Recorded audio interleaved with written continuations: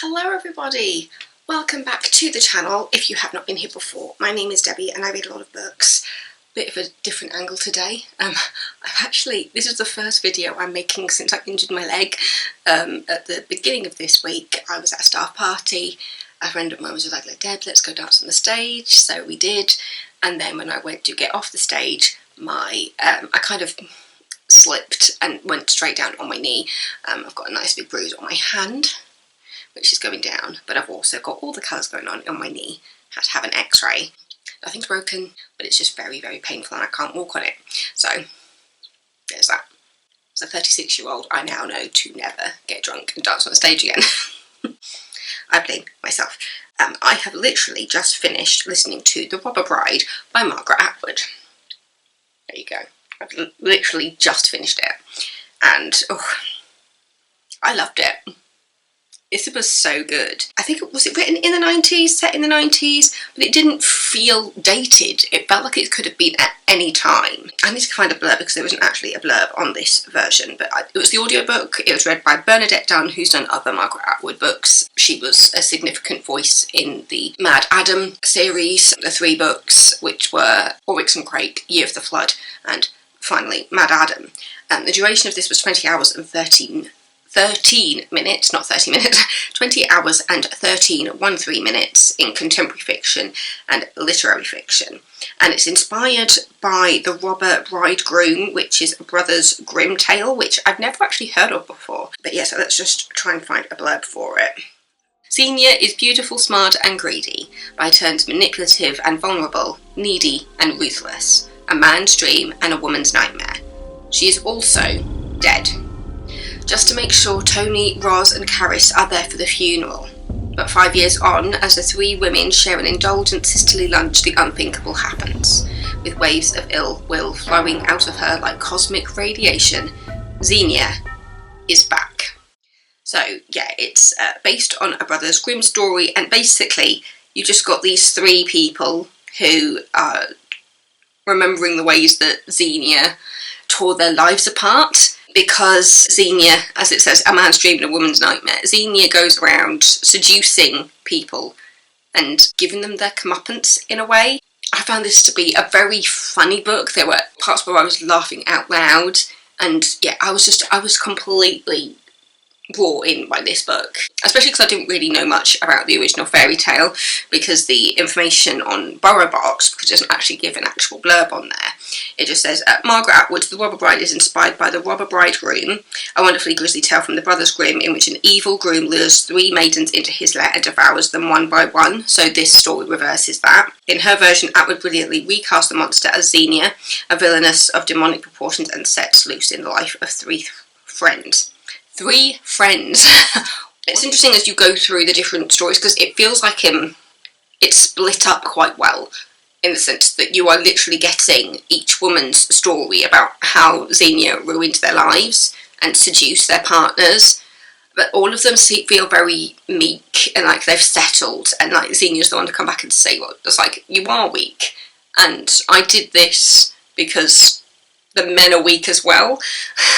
Yeah, if anybody does know the original Brothers Grimm story, it'll be interesting to know if you've read this book and how you feel it compares. But yeah, I loved it. I thought it was brilliant.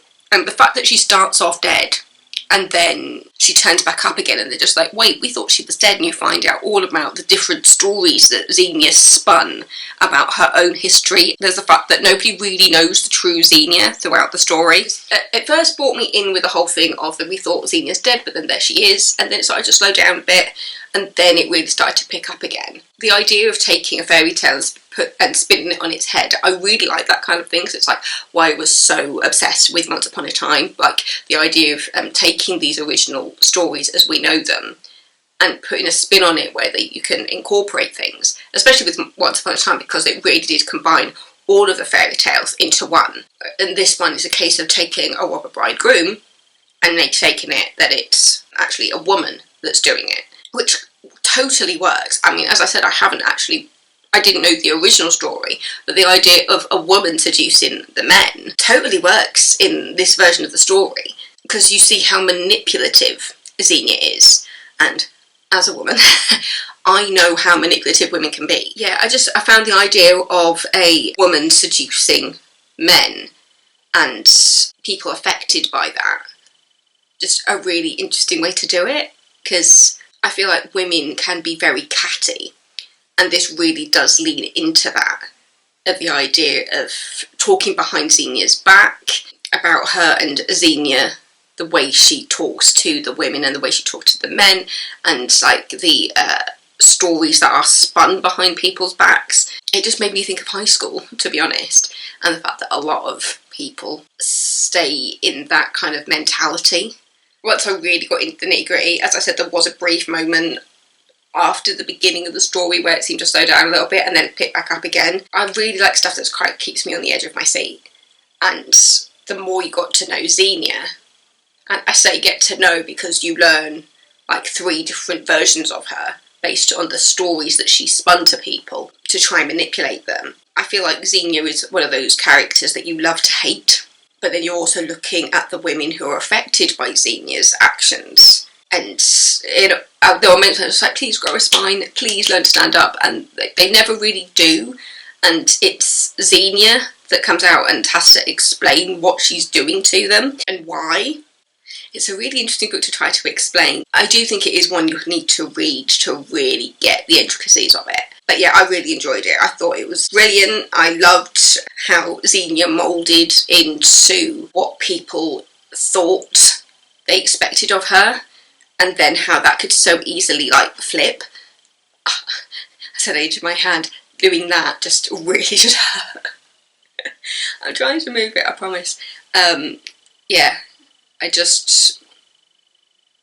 it was really good. And apparently there's a film about it that did change things about it in 2007 with Mary Louise Parker as Xenia, I can see that. Wendy Crewson as Roz, Greg Berg as Henry, Sean Doyle as John, Susan Lynch as Caris, Amanda Root as Tony, and Tatiana Maslany as Augusta, with Brandon Furler as West. But it said that altered the plotline slightly, choosing not to show Roz, Tony and Caris' childhood flashbacks, and added several new characters, and they made a couple of other changes. Margaret Atwood also published a short story in 2014, which looks at them in the present day, so 2014, and where they think Caris is now. But I will say though, like, the book starts with her dead and coming back. Spoiler alert, she ends up dead again. But then you realise that there is something otherworldly. Like, she was here before, and she'll be here again. That's probably the best way to describe it, really. But yeah, I thought it was so good. It was so clever. It was funny, while also being quite dark at times, really, because you're seeing this one woman's manipulation of everybody around her. It kind of reminds me of Stephen King in a way, where not everything is wrapped up at the end. You're aware that these people will continue to be affected by everything that's happened. And as I said, one of those things where like she starts dead and she ends dead, but she's not actually truly gone. But yeah, Margaret Atwood, the robber bride. Did anything that I just said make sense? I have no idea. As I said, I'm stacked up with painkillers and I'm due more painkillers soon. Yeah, the robber bride, Margaret Atwood. I quite like the front cover with like that all-knowing eye. I enjoyed it. But yeah, so if you know the original Brothers Grimm fairy tale, do let me know. If you've read this knowing the original Brothers Grimm story, I'd love to hear comparisons. And if anybody like me who wasn't aware of the Brothers Grimm story and went in blind to the robber bride, whether you enjoyed it as much as I did, whether you were aware of the kind of that hook in and then it slowing down and then it starting to speed back up again, how you felt about Xenia. It did feel very much like the women affected by Xenia's actions didn't really learn much. Is that fair to say? Yeah, it made me think of Stephen King stories a little bit, with the idea that things aren't wrapped up. I enjoyed it, and I do like her fiction, but some of it can get really out there, especially in regards to the Mad Adam series. Like, I got to the end of that and it was just like, what did I just read? What did I just listen to? The Robber Bride, Margaret Atwood. It's brilliant, it's funny, it's dark, and as I said, it's inspired by essentially a fairy tale. And I think I really love seeing how people can change fairy tales and adapt them and spin them on their heads. I like stuff that makes you think. Yeah, so thank you so much for watching. Don't forget to subscribe if you're not already, and I will see you next time with another video. Again, if that made any sense at all, my description of The Robber Bride, as I said, I literally just finished it before I turned on the camera. I'd literally just finished listening to it. So you're hearing me continue to process what I just listened to. Yeah, so thank you. And I will see you next time with another video. Stay safe. I love you all. Goodbye. Ow, keep bending my leg in the wrong way. Senior is beautiful, smart and greedy. Oh, why can't I speak today? I'm in pain. So much pain.